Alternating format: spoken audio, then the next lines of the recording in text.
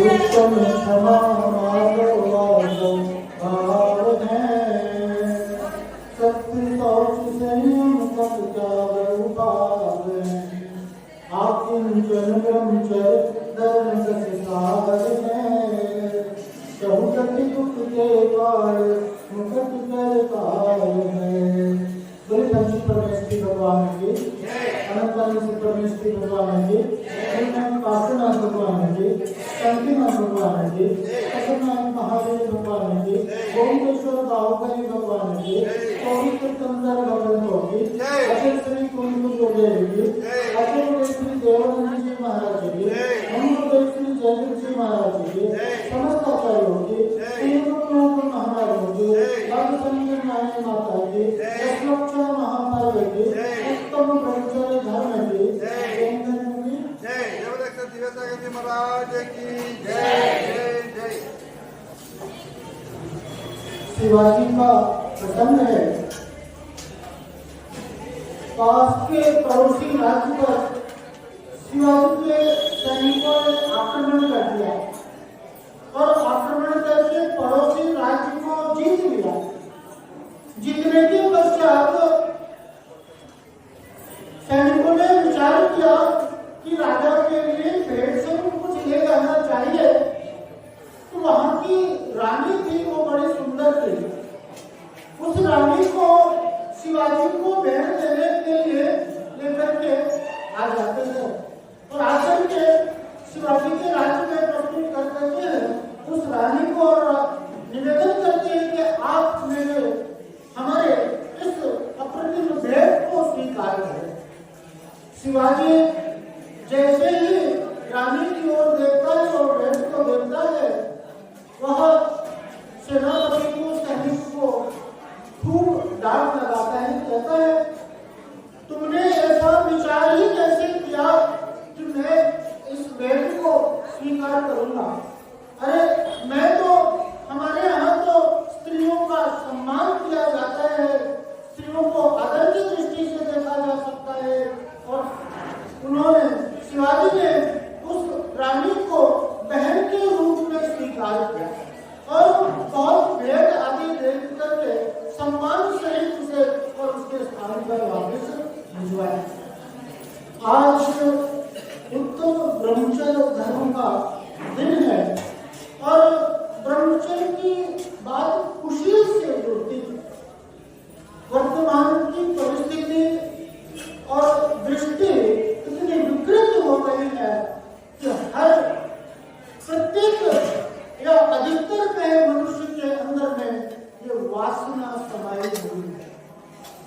हमारी भारतीय संस्कृति का ऐसा उदाहरण नहीं है और ये वर्तमान का ऐसा प्रभाव है कि ऐसी विकृति देखी जा रही है। लेकिन उत्तम ब्रह्मचर्य का आज का दिन हमें संदेश देता है कि कुशील के सेवन से बचें।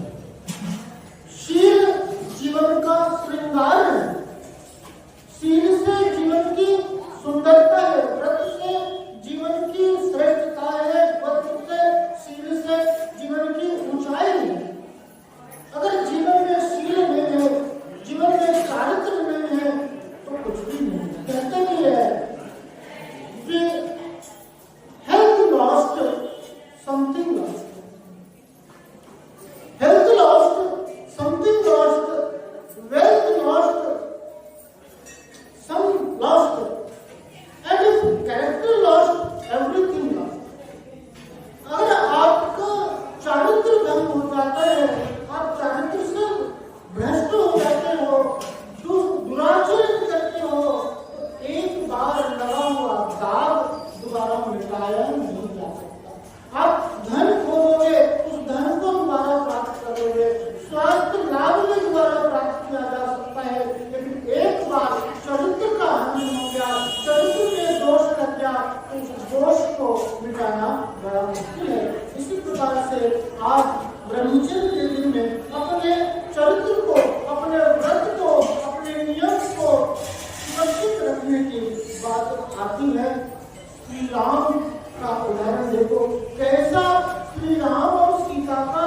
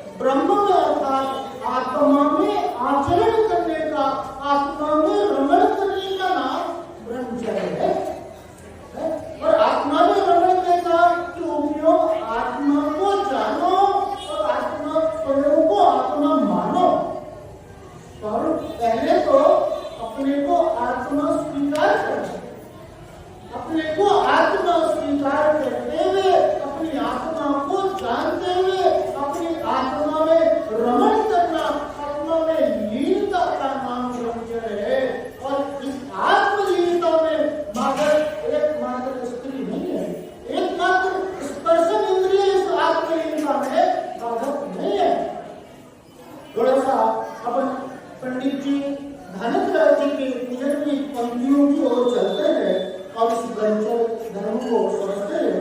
तब कहते हैं पंडित जी, शील बाढ़ ब्रह्म भाव अंतर रखो, करी दोनों अभिलाष, करो सफल भव सदा। क्या बोले? शील बाढ़ जिस प्रकार से आप अपने प्रॉपर्टी की रक्षा कैसे करते हो, चारों तरफ फेंसिंग होती है, चारों तरफ बाउंड्री होती है, रत्न की रक्षा कैसे करते हैं, उसे तिजोरी आदि में सुरक्षित रखते हैं, उसी प्रकार से शील रूपी व्रत रूपी रत्नों की रक्षा करना आवश्यक है। 9 बाण के द्वारा से उस रत्न की शील ब्रह्म रूपी रत्न की रक्षा करें। ब्रह्म भाव अंतर, बाहर में रत्नों की रक्षा और अंतर में जो अपने भाव को, अपने आत्मा को रखना, अपनी आत्मा को देखना, करी दोनों अभियान। बाहर में रत्नों की रक्षा करना और रक्षा करने के लिए उपाय क्या होता? राग कथा श्रवण, तरुण मनोहराम निरीक्षण, पूरे रत्नानुस्मरण में शब्द रस, स्वशरीर संस्कार त्याग, सहपरिचय। यानी स्त्री की राग पूर्वक जो कथा है उसकी कथा को करना है। ये भी कथा, स्त्री की कथा नहीं करना, स्त्री में जो राग वर्धन करता है उसकी कथा का उल्लेख नहीं करना, कथा नहीं करना, उसको सुनना नहीं, उसके अंगों को देखना नहीं, निरीक्षण नहीं करना और पूर्व में भोगे हुए भोगों का स्मरण नहीं करना और स्वयं के शरीर का संस्कार नहीं कराना, स्वयं को सजाना धजाना आदि है। और इस प्रकार से ये 5 प्रकार बताए जो शील की रक्षा में सहायक है। ये व्यवहारिक रूप से इसका उल्लेख किया और निश्चय से आत्मा में ग्रहण करने का नाम ब्रह्मचर्य है। उत्तम ब्रह्मचर्य आनो, माता बहन सुता पहचानो, संतान वर्षा बहु सूरे, टिकन नैन बाण लति करे, पूरे क्रिया के असुचितन में काम रोगी विरति करे। क्या करे? उत्तम ब्रह्मचर्य मन आनो, माता बहन सुता। उत्तम ब्रह्मचर्य को त्यागी मुनिराज के यहाँ पर कथन किया और श्रावक के लिए भी कहा कि आप क्या करो, अपने अंदर स्वदार संतोष की व्रत को धारण करो। यानी क्या? अपनी स्त्री मात्र में संतोष करो और सभी के लिए जाना माता बहन सुता। बाकी जो जितने भी स्त्रियां हैं वो सब कैसी है? माँ, बहन और बेटी की दृष्टि से उन्हें। लेकिन बात यहाँ पर स्त्री की नहीं है। जिस प्रकार से पुरुष के लिए स्त्री के लिए निषेध क्या, उसी प्रकार से स्त्री के लिए पुरुष के लिए निषेध। दोनों तरफ से, दोनों लिंगों की तरफ से अपोजिट लिंग के लिए क्या कहा? तो उसकी प्रति आकर्षण का त्याग होना चाहिए, आकर्षण नहीं होना चाहिए। उत्तम ब्रह्मचर्य सहीवान वर्षा बहु सूरे, टिकन नैन बाण लति करे। क्या कहते हैं कि भैया एक सूरवीर सैनिक है, वह युद्ध क्षेत्र में तीक्ष्ण बाणों को तो सह लेता है, लेकिन एक कुशील स्त्री के नैनों के बाणों को सह नहीं पाता। स्त्री कुशील स्त्री है, उसके हाव भाव से वो क्या करती है, इसके ऊपर प्रहार करती है, लेकिन क्या होता है? वो सुबह सैनिक भी क्या करता है? उस स्त्री के आगे मस्तक हो जाता है, हार जाता है। कहा भी है अनिर्वाणो दलेकस्य त्रिमन यही काम सुगता, तुम्हारा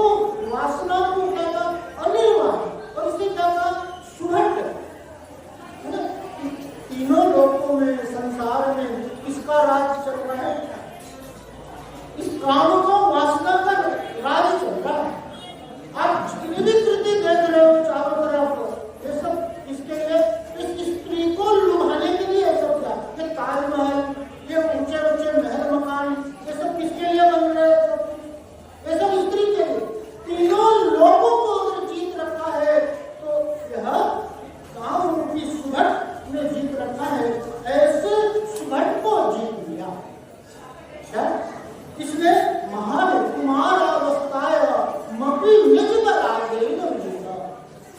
कुमार अवस्था में भगवान पार्श्वनाथ ने, भगवान महावीर स्वामी ने क्या किया? ऐसे काम रूपी सुगंध को जीत लिया। और किसके बल पर? कोई सैनिक वगैरह लेकर के गए क्या? नहीं, स्वयं की आत्मबल पर उन्होंने क्या किया? ऐसे सुगंध काम को, वासना को जीत लिया। स्वयं नित्यानंद प्रशंपत राज्य सिंह, जैसे जो नित्य सुरैमान है, उस आत्मपद, उस आत्म सुख रूपी संपत्ति के लिए उन्होंने क्या किया? महावीर भगवान ने, पार्श्वनाथ भगवान ने इस काम रूपी सुगंध को जीत लिया। ऐसे महावीर भगवान से पार्श्वनाथ भगवान नैन पथगामी भवतु में, नैनों के पथगामी बने। हमें भी ऐसे शक्ति, ऐसा आशीर्वाद प्रदान करें, ऐसे यहाँ पर कामना कही कि ऐसे वासना को, ऐसे ब्रह्मचर्य को हम भी धारण करें, वासना को जीते। पूरे किया के अशुचि तन में काम रोगी रति, ऐसी कुशील स्त्री के अशुद्ध शरीर में एक काम रूपी रोगी कैसा करता है? रति करता है। ये शरीर कैसा है? मन का पिंड है, अशुद्ध है। और ऐसे अशुद्ध मन के पिंड में कैसा कि मटका है ना, अंदर में मल भरा हुआ है, उस मटके के प्रति आकर्षण रहता है क्या? ऐसा ही तो ये शरीर है, अंदर मल मूत्र विष्ठा भरा हुआ है। ऐसे दुर्गंधित शरीर, ऐसे शरीर के प्रति गति करता है। वह कानून व्यक्ति और उसका अजर उदाहरण देते हैं कि बहुमृतक शरीर मसान माई काग जो देते। इस संसार में मुद्दा होते हैं, लाश में इस प्रकार से कौवा होता है, वो कौवा उसमें चोट को मारता है। ऐसे शरीर में, शरीर के संसार में ये रति करता है, उसमें लगाव करता है। ऐसा हमारा उदाहरण दिया। और संसार में विश्ववेल नारी तजी रहे योगीश्वरा, ध्यानत जन्म दस पैर चल के शिव महल में पग धरा। संसार में विश्ववेल नारी, स्त्री को क्या कहा? विश्व की वेल का, नरक का द्वार का। और ऐसा ज्ञान करके गुणीजन त्यागी जन इसको त्याग करके चले गए। लेकिन यहाँ पर विचार करने की बात है कि स्त्री को इतना नकारा जाता है, दोष को बता, तो स्त्री दोषी नहीं है। इसके लिए स्त्री जिम्मेदार नहीं है। जिम्मेदार कौन है? दोषी कौन है? हमारी विकृति, हमारा विकार, हमारी वासना से भरी हुई दृष्टि दोषपूर्ण है। और स्त्री के माध्यम से इस वासना की पूर्ति होती है, इस दृष्टि की पूर्ति होती है। तो ऐसे दोष को दूर करने के लिए यहाँ पर स्त्री का, पुरुष का भी उदाहरण लेना, इसका यहाँ पर उदाहरण दिया। ऐसा अर्थ लगाना। ध्यानत धर्म 10 पैड़ी चढ़ के 10 धर्म रूपी सीढ़ी। पिछले दिनों 10 दिनों से पहले उत्तम क्षमा आदि 10 धर्मों की चर्चा कर रहे हैं। और इन 10 धर्मों के माध्यम से क्या कर रहे हैं? शिव महल में पढ़ना, ऐसे मोक्ष रूपी मंजिल को प्राप्त है। 10 दिनों का ये निरंतर धर्म श्रवण, धर्म का चिंतन। अभी आप पूजन करेंगे ना, अभी पूजन करेंगे तो आप अगरबत्ती जलाओगे, जलाओगे कि नहीं जलाओगे? और उस अगरबत्ती की सुगंध कितनी देर तक इस हॉल में महकेगी? कम से कम 2 घंटे तो महकेगी कि नहीं महकेगी? महकेगी कि नहीं? लेकिन अपनी स्थिति कैसी है? जैसे ही इस क्षेत्र से आप दूर हुए, सारा धर्म ऐसे जिस प्रकार से अगरबत्ती का सुगंध बरकरार रहता है। आप होली खेलो और होली खेल करके आओगे तो सामने वाले क्या कहेगा कि आप होली खेल करके आओ। उसी प्रकार से हमारा ये 10 दिनों का धर्म का चिंतन हमारे अंदर अगर परिवर्तन को नहीं लेकर के आता है, बदलाव को नहीं लेकर के आता है, तो हमारा ये सब परिवर्तन, बदलाव अपेक्षित है। ये सुना गया धर्म परिवर्तन रूप से हमारे जीवन के माध्यम से नजर में आना चाहिए। हम ये धर्म की चर्चा मात्र करके संतुष्ट नहीं हो जाए, इस चर्चा के साथ साथ इसे चर्या में भी लेकर जाए, आचरण में भी लेकर जाए। एक छोटी सी कहानी हम सुनेंगे, अपनी बात को समाप्त करेंगे कि एक शिष्य था और गुरु की सेवा में लगा हुआ, गुरु की सेवा में लगा हुआ था, मगर सेवा के करने का उद्देश्य यह था कि गुरु के पास में चिंतामणि रखूं और उस चिंतामणि रखने की प्राप्ति के लिए हम गुरु की सेवा करना चाहते। गुरु जिस दिन प्रसन्न हो गए हमारे ऊपर, उन्हें चिंतामणि रख ले लूंगा।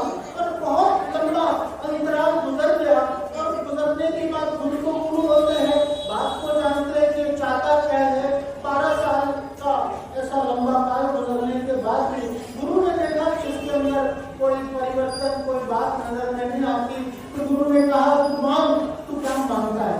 तो जो बोलेगा वो आज मैं देता हूँ। और वो इंतजार में बैठा ही हुआ था और छूट के वो कहता है तो चिंतामणि रत्न, और चिंतामणि रत्न दे दो। और गुरु कहते हैं कि जाओ और उधर कपड़े हंचू के नीचे में और चिंतामणि रत्न रखा हुआ है, और जाओ जाकर के ले लो। भागा जाता है, जाकर देखता है हंचू के नीचे वाकई और रत्न रखा हुआ था, और रत्न लेकर के गुरु के पास आशीर्वाद करने भी गया। सीधे घर की बात गया वहां तो वापिस नहीं ले गए। तो वो बढ़ जाता है कि रास्ते में विचार करता है, ऐसा बहुमूल्य रत्न, देखो इतने दिन साथ में रहा था ना, इतने दिन साथ में रहा था तो कुछ ना कुछ प्रभाव तो आना था। और वो मन में विचार करता है कि भाई इतना बहुमूल्य रत्न और कहाँ रखा हुआ है? वो हंचू के नीचे, कवेलू के नीचे, छत तो वहाँ ऐसे रखा हुआ है वो रत्न। और एक झटके में देखिए, एक बार बोला मैंने तो चिंतामणि रत्न दे दो, और सोचा भी नहीं और दे दिया। इसका मतलब इससे भी कोई चीज की चीज भाई आदमी क्या करता है, जिसके पास सेकेंडरी आइटम होता है उसी को तो लेता है, सस्ता चीजें लेता है, अपने पास अच्छी चीज रखता है। इसके मतलब कि इससे भी बहुमूल्य वस्तु है उनके पास में। पर आचार्य भागा उनके चरणों में वो चिंतामणि रत्न रख देता है कि मुझे तो चिंतामणि रत्न नहीं चाहिए। गुरु कहते हैं कि भाई चिंतामणि रत्न फिर वापस मुझे नहीं मिलेगा, कहता मुझे नहीं चाहिए, मुझे तो वो चाहिए जिसके बल पर आपने इस चिंतामणि रत्न को ठुकराया है। ऐसा कौन सा रत्न, ऐसा कौन सा आनंद प्राप्त हो जाता है इन मुनिराजों को? आप देखो, सुकुमार मुनिराज 3 दिन तक चारणी खाते हैं। पांडव मुनिराज के लिए गरम गरम सोने के आभूषण पहना दिए गए, गजराज मुनिराज के ऊपर गरम गरम सिगड़ी रख दी गई, लेकिन फिर भी वो ध्यान से विचलित नहीं किए। ऐसा कौन सी संपत्ति, ऐसा कौन सा आनंद उन्हें प्राप्त हो गया? अरे वो और कुछ नहीं, वो आत्मानंद, वो परमानंद रूपी आत्मा से उपजने वाला जो सुख है, वो आनंद है, उसके सामने संसार की समस्त संपदा चाहे तुच्छ है। ऐसा रत्नत्रय रूपी संपत्ति की प्राप्ति के लिए, आंतरिक आनंद के लिए, आंतरिक सुख के लिए हम प्रयास करें। हमारा 10 धर्म मनाना सफल और सार्थक होगा। हम सभी अपने उस परम लक्ष्य को, परम पद को प्राप्त करें। सभी का हित हो, सभी का कल्याण हो, इसी भगवान से कार्य निकल मेरे भगवान की भगवान की उपासना भगवान की, शांतिनाथ भगवान की, सत्यनारायण महावीर भगवान की, ओमकेश्वर बाहुबली